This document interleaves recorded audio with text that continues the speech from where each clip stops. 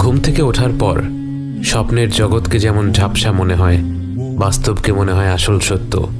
মৃত্যুর পর আপনার মনে হচ্ছে পুরো জীবনটাই যেন ছিল একটা স্বপ্ন, যা আপনি ঘুমন্ত অবস্থায় কাটিয়েছিলেন। ফেরেশতাদের সাথে অলৌকিক সব অভিজ্ঞতাগুলোর পর এখন আপনি ফিরে এসেছেন আপনার কবরে। আপনাকে মাটি দেয়া হয়ে গেছে।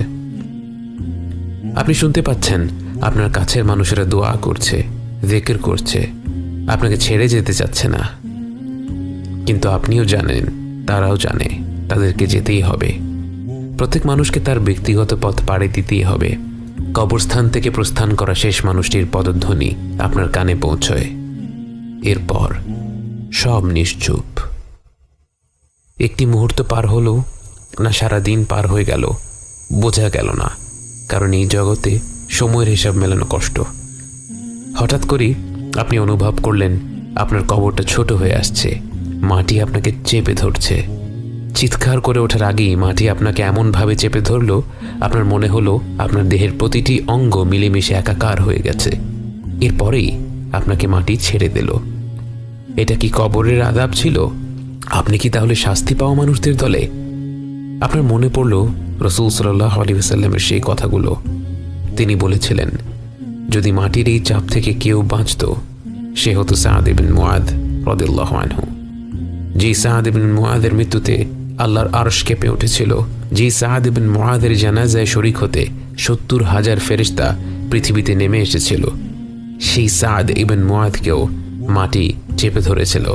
কারণ এটাই আল্লাহর হুকুম, আমরা মাটি থেকে এসেছি, আবার মাটিতেই মিশে যাব।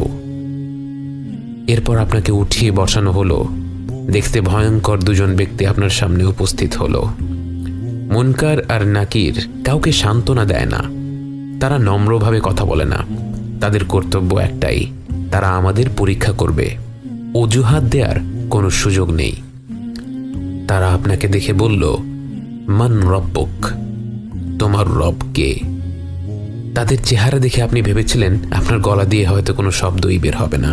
কিন্তু যেই আল্লাহকে সারা জীবন বিশ্বাস করেছেন, যেই আল্লাহর আদেশ পালন করার সাধ্যমতো চেষ্টা করেছেন, যেই আল্লাহর অমান্য করার পর তার কাছেই ক্ষমা চেয়ে মাথা নত করেছেন, সেই আল্লাহর পরিচয় জানতে যাওয়ার পর আপনি কি করে চুপ থাকেন?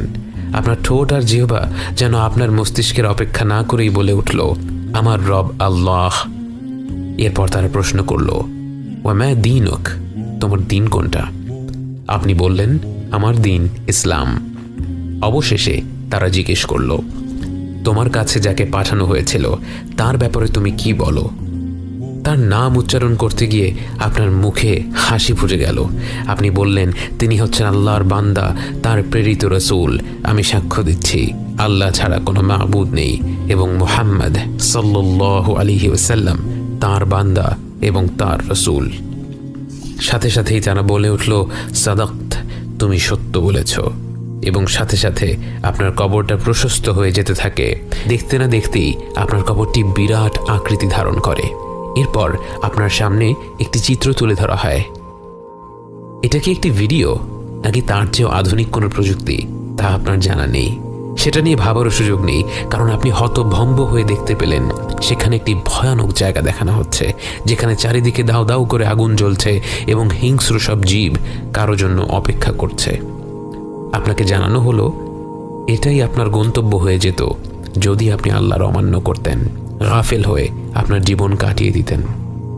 এরপর অন্যদিকে আরেকটি চিত্র তুলে ধরা হলো এবং এবার আপনি আপনার জীবনের সবচেয়ে সুন্দর দৃশ্য দেখতে পেলেন, যার দিকে তাকিয়ে মাসের পর মাস কাটিয়ে দেয়া যায়।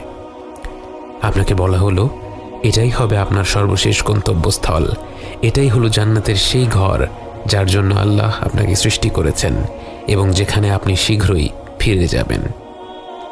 এই মনোমুগ্ধকর দৃশ্য দেখতে দেখতে আপনার কবরের জীবন শুরু হয়। কোনো এক পর্যায়ে আপনার সাথে দেখা করতে আসবে আপনার আত্মীয় স্বজনেরা, যারা আপনাকে ছেড়ে অনেক আগে পরকালের পথ পাড়ি দিয়েছিলেন। একবার ভেবে দেখুন কতটা আন্তরিক হবে সেই মিলন। যেই মাকে, যেই বাবাকে, যেই নানা নানি, দাদা দাদিকে আপনি কবর দিয়েছিলেন বহু বছর আগে, বারজাখের জীবনে এসে তাদের সাথে আপনার সাক্ষাৎ হবে। তারা দুনিয়ার জীবনের খবর জানতে চাইবে, তারা আপনার সাথে গল্প করবে। গল্প করতে করতে আপনার এক বন্ধুর কথা উঠে যায়। তারা বলে, অমুক কেমন আছে? আপনি অবাক হয়ে যান। আপনি বলেন, অমুক তো আরও 3 বছর আগেই মারা গেছে, কেন তোমরা কি তার দেখা পাওনি? সবাই চুপ হয়ে যায়।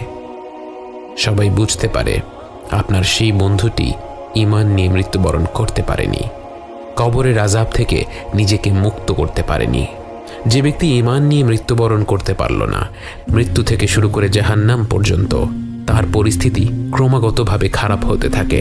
যখন তাকে আসমান থেকে জমিনে ছুঁড়ে ফেলা হয়, যখন মাটি তাকে হিংস্রভাবে চেপে ধরে, এরপর যখন মুনকার আর নাকির এসে তাকে উঠিয়ে বসায় আর জিজ্ঞেস করে, মান রব্বুক, সে কোনো উত্তর দিতে পারে না, আমতা আমতা করতে থাকে।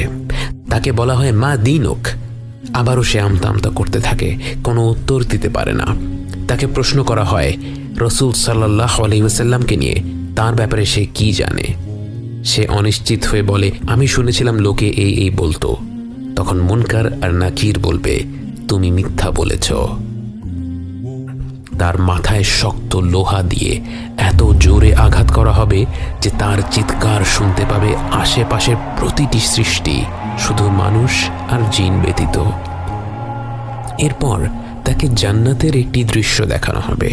তাকে বলা হবে এটাই তার গন্তব্য হতে পারত যদি সে আল্লাহর আহ্বানে সাড়া দিত।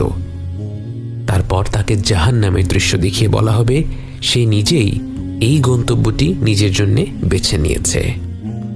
জান্নাতে সে কি পেতে পারত আর জাহান্নামে তার জন্য কি অপেক্ষা করছে তা সরাসরি দেখার পর তার মনে এমন অকল্পনীয় অনুতাপ জন্ম নেয় যে আর কোনো শাস্তি না থাকলেও শুধু সেই অনুতাপটাই তার জন্য আযাব হিসেবে অসহনীয় হয়ে পড়ত।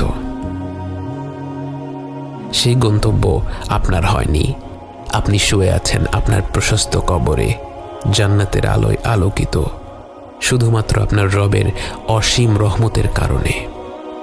এই সুখময় আবাসে আপনি অপেক্ষা করতে থাকেন সেই দিনটির জন্য, যেদিন সবাইকে একটি ময়দানে একত্রিত করা হবে। কিন্তু আপাতত একটু বিশ্রাম নেওয়া যাক।